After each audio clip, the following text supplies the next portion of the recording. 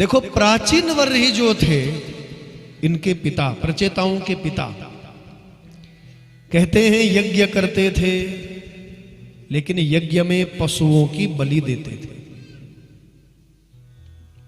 हजारों यज्ञ कर दिए लेकिन पशुओं की बलि देते हैं। कोई भी देवी, कोई भी देवता बलि नहीं चाहते हैं। यदि बलि देना चाहते हो, अपने अंदर की बलि चढ़ाओ। अपने अंदर के जो दुर्गुण तुम्हारे हैं, उन दुर्गुणों की बलि दीजिए। तुम्हारे अंदर की जो वासना है, तुम्हारे अंदर का जो काम, क्रोध, लोभ, मोह, अहंकार है, उसकी बलि आप चढ़ा दीजिए। किसी निरीह पशु की बलि मत दीजिए। आजकल लोग देवी देवताओं को बड़ा बदनाम कर देते हैं। वो फलाना देवता, फलानी देवी जो है बलि मांग रही है। जब स्वयं के मांस खाने की इच्छा होती है ना, तो देवताओं को बदनाम करते हैं। बोलो हर हर गंगे। ये जो राजा है प्राचीन वर्ही, पशुओं की बलि देता था।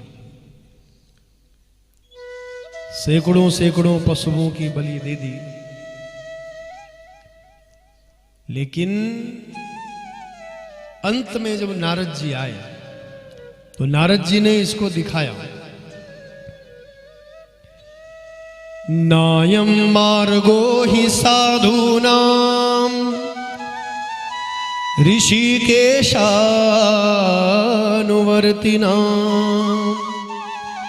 यदात्मानं परागृह्य पशुवद भूत वैससम। नायम मार्गो ही साधूनाम, ये साधु का मार्ग नहीं है, भक्त का मार्ग नहीं है पशुओं को मारना। ये मैं नहीं कह रहा हूं, नारद जी कह रहे। नायम मार्गो ही साधूनाम, ये साधु का मार्ग नहीं है, अपितु ये पशुओं का मार्ग है। जीव हत्या करना ये तुम्हें शोभा नहीं देता है। तो नारद जी ने दिखाया उन पशुओं को जितने मारे थे। भो भो प्रजापति राजन पशून पश्या त्वया ध्वरे एते तम संप्रतीक्षन्तो एते तम संप्रतीक्षन्तो स्मरतो वैससं तव स्मरतो वैससं तव। याद करिए जितने पशु को तुमने मारा है, सावधान हो जाइए। भागवत का बड़ा अद्भुत प्रसंग है।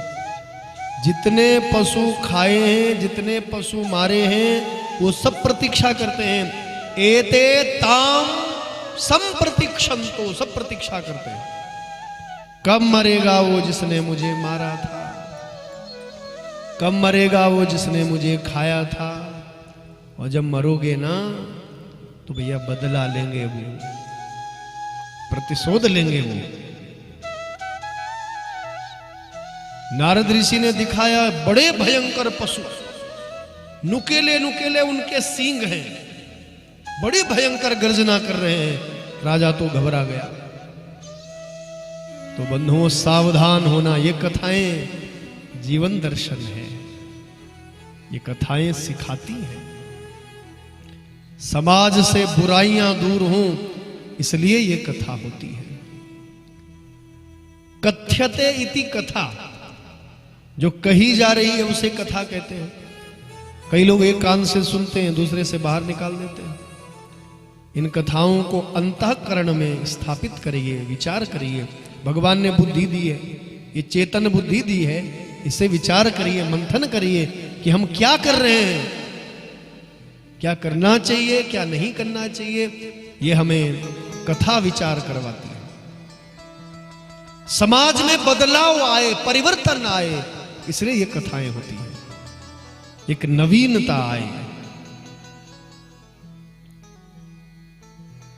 समाज में क्रांति आए और मन में शांति आए, इसलिए भगवान की कथा होती है। मन में शांति आए और समाज में क्रांति आए, इसलिए भागवत की कथा होनी चाहिए, इसलिए भागवत कथा होती है। और क्रांति का अर्थ होता है बदलाव, परिवर्तन। एक अच्छा परिवर्तन आए, एक बदलाव आए, लोग अधर्म से धर्म की ओर आगे बढ़े, लोग असत्य से सत्य की ओर आगे बढ़े, लोग पाप से पुण्य की ओर आगे बढ़े। इसलिए भगवान की कथाएं होती हैं जी।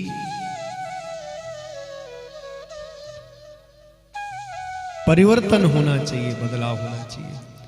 10 साल से, 20 साल से, 30 साल से हम लोग व्यसन कर रहे हैं या मांस खा रहे हैं, और यदि जीवन में अभी भी बदलाव नहीं आया, जो रुका हुआ पानी होता है ना, वो कीचड़ बन जाता है।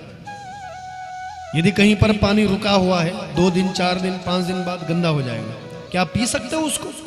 लेकिन माता गंगा जी जो है नित्य बह रही है, नित्य प्रवाहित प्रवाह मां गंगा का, हिमालय से लेकर के और गंगा सागर तक जो है नित्य माता गंगा बह रही है। और मां गंगा को कोई ये नहीं कह सकता गंगा जल पुराना हो गया। जब भी आप गंगा के तट पर जाएं तो गंगा मां नवीन है, नई है, क्योंकि जब जब प्रवाह जीवन में आता है तो नवीनता आती है, नयापन आता है। इसलिए बदलाव होना चाहिए, परिवर्तन होना चाहिए। जो बुराई हमारे अंदर जन्म से है, अब तो उसको मिटाओ, अब तो बदलाव लाओ। 10 साल से वो बुराई है, 20 साल से वो बुराई, 30 साल से वो बुराई, 40, 50, 60, 70, 80 साल के हो गए, लेकिन अब तक परिवर्तन नहीं लाया जीवन में, तो भैया कैसे कल्याण होगा? परिवर्तन लाना पड़ेगा, बदलाव लाना पड़ेगा। और बदलाव नहीं लाओगे तो भैया कीचड़ बन जाएगा, गंदगी बन जाएगी, और गंदगी जब हो जाएगी तो क्या दशा होगी, कल्पना कर लीजिए। इसलिए परिवर्तन लाइए जीवन में, बदलाव लाइए जीवन में। बहुत जी लिए संसार के लिए, अब थोड़ा सा उस भगवान के लिए भी जी करके देखो। इन भोगों में बहुत सुख ढूंढ लिया, संसार के घर द्वार में बहुत सुख खोज लिया, अब उस परमात्मा के चरणों में भी थोड़ा सा सुख ढूंढ लो। जीवन में अब तो बदलाव लाओ। मांस खाते खाते बूढ़े हो गए हैं, अब तो परिवर्तन करो, अब तो बदलाव लाओ, अब तो सुधरो। और परिवर्तन नहीं आया तो कथा का कोई उद्देश्य नहीं रह जाता है बंधुओं। कथ्यते इति कथा, जो केवल कही जा रही है, केवल इसको कथा मत रहने दीजिए, इसको अंतःकरण में उतारिए और बुद्धि से विचार करिए, सोचिए कि क्या मैं कर रहा हूं वो ठीक है, जो मैंने आज तक किया क्या वो सही है। और बदलाव नहीं आया तो व्यर्थ है, बेकार है यहाँ आना। आप 3 घंटे यहाँ व्यर्थ बैठे हो, इससे बढ़िया भैया कहीं और जाते, सैर सपाटा करते। तो परिवर्तन आना चाहिए कथा सुनने की बात। नारद ऋषि ने दिखाया मांस मत खाओ, देखो यहां ऊपर एते ताम संप्रतीक्षन्तो, सब प्रतीक्षा कर रहे हैं तुम्हारी, कब मरेगा वो जिसने मुझे मारा था, बताओ। और ये सुनने के बाद भी यदि बदलाव नहीं आया, मांस खाना नहीं छोड़ा, फिर तो बस भैया क्या लाभ है कथा सुनने का? तो छोड़ के जाना यहां से आज। ये भगवान बद्री नारायण बैठे भागवत जी के रूप में, उनके चरणों में चढ़ा के जाना आज। मांस मत खाना जीवन में। मुझे तो कभी कभी बड़ी हंसी आती है, जब हम शव यात्रा में जाते हैं ना कभी शमशान घाट, तो खूब गंगा जल छिड़कते हैं, मैं तो अपवित्र हो गया हूं। अरे भैया, एक मुर्दे के साथ शमशान घाट गए तो अपवित्र हो गए, और दूसरा मुर्दा बाजार से घर में लाते हैं, काटते हैं, पकाते हैं, पूरा परिवार खाता है, तो क्या आप अपवित्र नहीं हुए? वो भी मुर्दा है।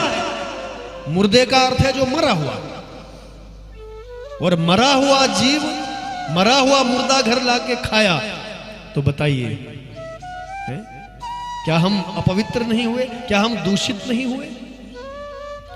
मुर्दा खाओगे तो ये बुद्धि सजीव नहीं रहेगी, मुर्दा खाओगे तो ये बुद्धि जीवित नहीं रहेगी, मन और अंतःकरण मर जाएगा, ये बुद्धि भी मर जाएगी। इसलिए मुर्दा मत खाइए, मुर्दा मत बनाओ इस शरीर को, ये सजीव शरीर है।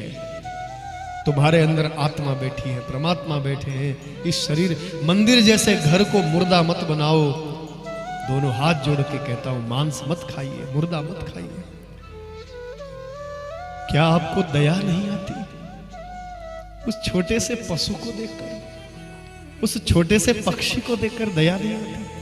उसके छोटी छोटी आंखें हैं उस पक्षी की, गौर से देखो कितने सुंदर रंग बिरंगे उसके पंख हैं, क्या दया नहीं आती?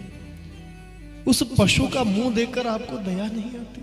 उस बच्चे को देखकर जो बोल नहीं सकता, जो बेचारा कुछ कह नहीं सकता, और हम उसको पकड़ करके मारते हैं। धिक्कार है ऐसे मनुष्य के लिए, धिक्कार है जो मुर्दा खा रहा है। क्यों इस जीवन को मुर्दा बना रहे हो, इस शरीर को मुर्दा बना रहे हो? मांस मत खाइए, मांस मत खाइए। भो भो प्रजापति राजन